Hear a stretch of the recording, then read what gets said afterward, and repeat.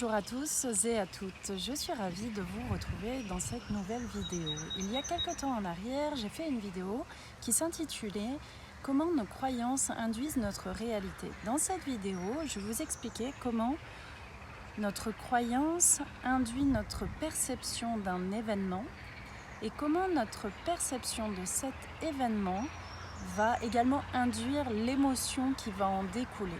Dans cette précédente vidéo, nous portions notre attention sur la croyance en elle-même et aujourd'hui, nous allons nous attacher davantage à l'émotion, l'aspect émotionnel. Alors, quand nous vivons un événement, eh bien, la façon dont nous allons observer cet événement, la façon dont nous allons le percevoir, va induire une émotion agréable ou une émotion désagréable. Et quand l'émotion va arriver, eh bien, nous allons avoir deux cas de figure sur comment nous allons vivre cette émotion. Soit nous l'acceptons, nous la laissons se vivre, nous la laissons traverser, s'exprimer, soit nous la refusons. Dans le deuxième cas de figure, lorsque nous refusons l'émotion que nous sommes amenés à vivre, eh bien, cette émotion va être comme intériorisée, comme camouflée à l'intérieur, comme mise sous un mouchoir de poche, comme on dit.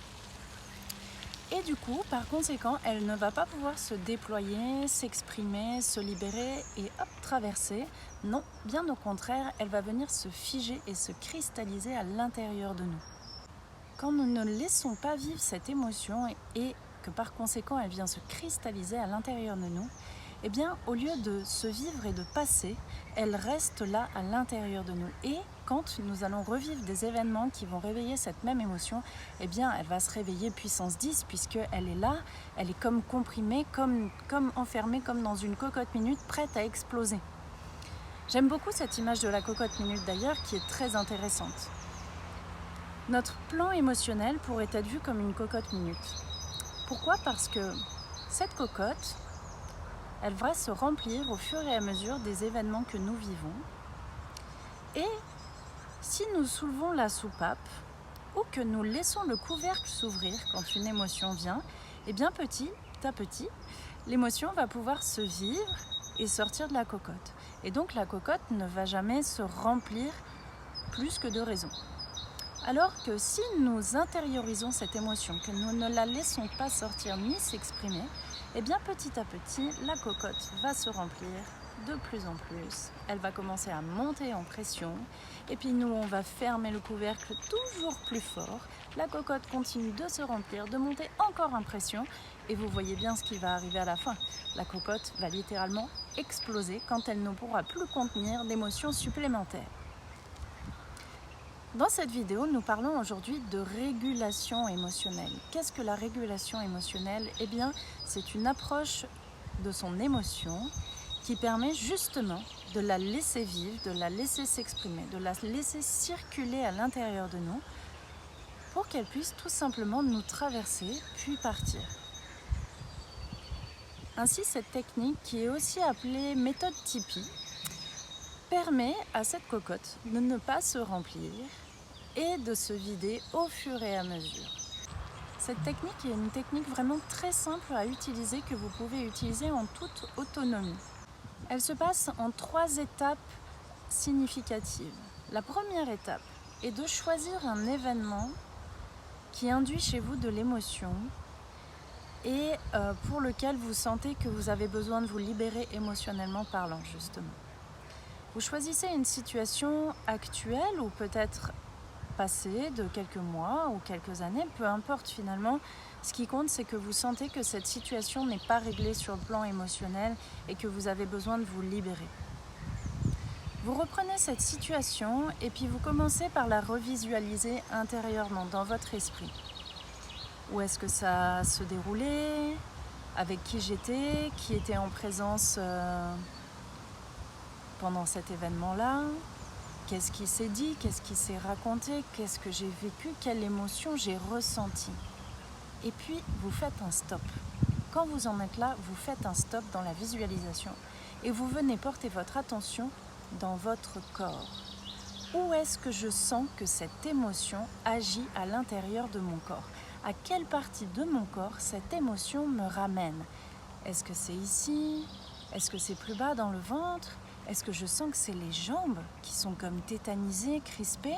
Est-ce que je sens que c'est ma tête? Prenez le temps et faites confiance.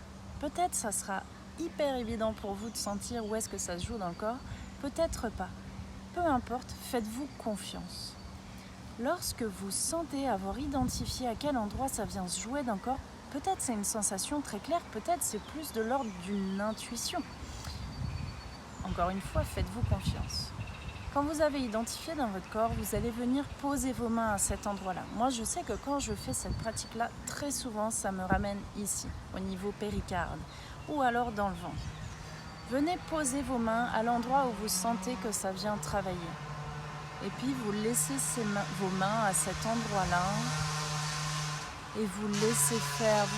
Vous ne cherchez à ne rien contrôler. Vous ne cherchez absolument pas à contrôler. Vous laissez faire. Et puis si vous sentez qu'il y a un mouvement, quelque chose qui vient circuler dans votre corps, laissez-le faire, faites confiance à ça et accompagnez-le avec vos mains si vous en ressentez la nécessité. Voilà, il n'y a rien à contrôler, juste à laisser faire. Faites confiance, restez en lien avec le mouvement qui se fait dans votre corps. C'est tout simplement l'émotion à l'état d'énergie qui est en train de circuler dans votre corps, qui est en train de se remettre en circulation, de se remettre en mouvement, donc c'est parfait. Respirez, laissez faire. Si vous sentez que l'émotion vient, les larmes, la colère et que ça vient s'exprimer, vous laissez sortir ça. On accompagne. Peut-être vous pouvez sentir également vos mains qui ont envie de faire ce type de mouvement-là. Je prends et hop, je laisse partir l'émotion. Et bien si c'est le cas, laissez faire aussi. Voilà, vous continuez d'accompagner l'émotion dans le corps. Ça peut prendre quelques secondes, plusieurs minutes, peu importe. Chacun a son rythme. Et quand vous sentez le mouvement qui commence à se tarir,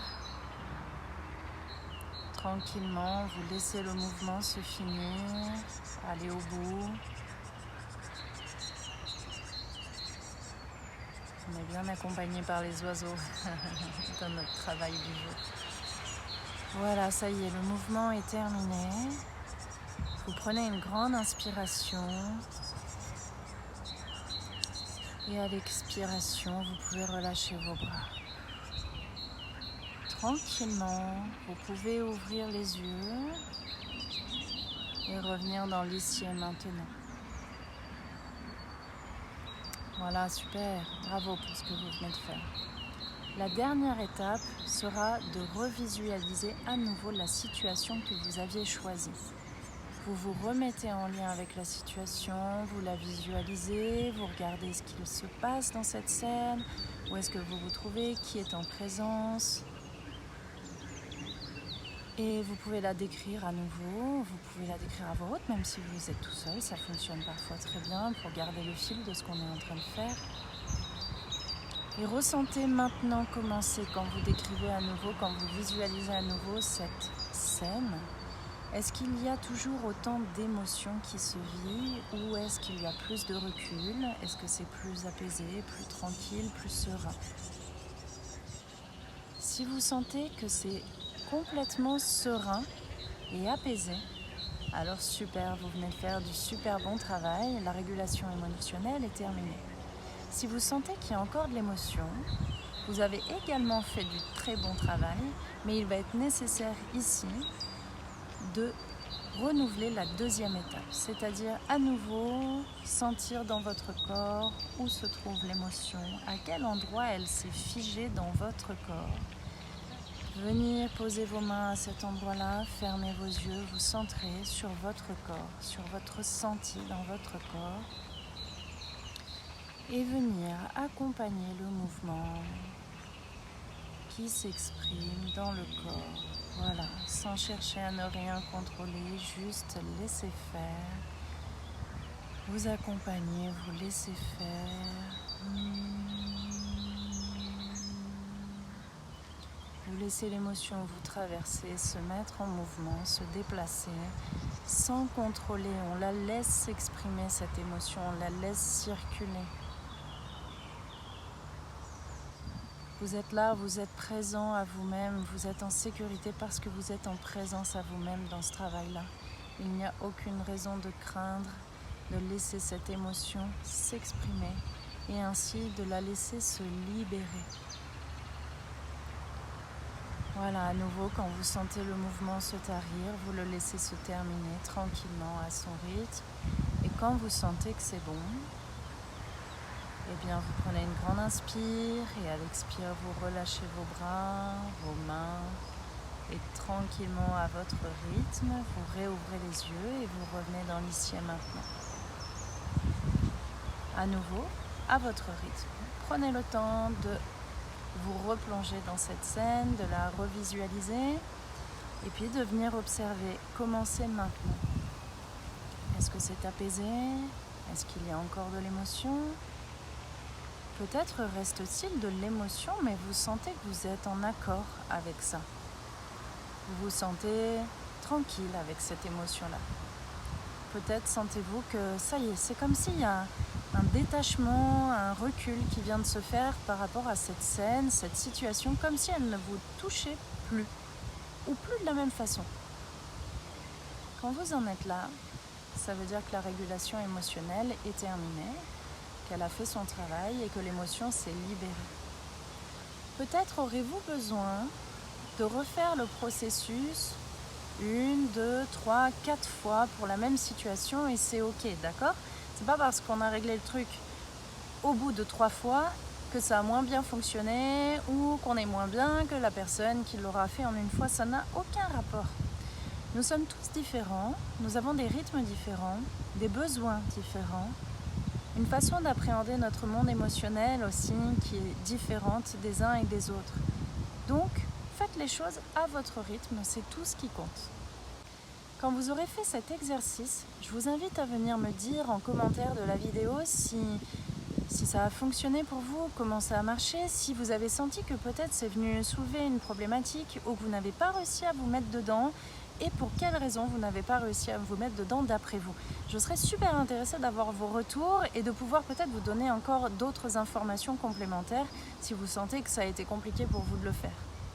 Avant de terminer cette vidéo, j'aimerais vous partager quelque chose. Dans le monde de l'alchimie, on dit que l'émotion est la forge du forgeron. Visualisez-vous ce qu'est une forge. La forge est ce foyer bien chaud, fait de braises incandescentes, dans lequel le forgeron va venir plonger son métal pour que le métal chauffe et devienne malléable. L'émotion serait comme la forge et le métal serait comme notre corps, notre matière. La façon dont nous vivons notre émotion va induire la façon dont notre corps réagit et comment nos comportements aussi vont s'adapter dans notre réalité.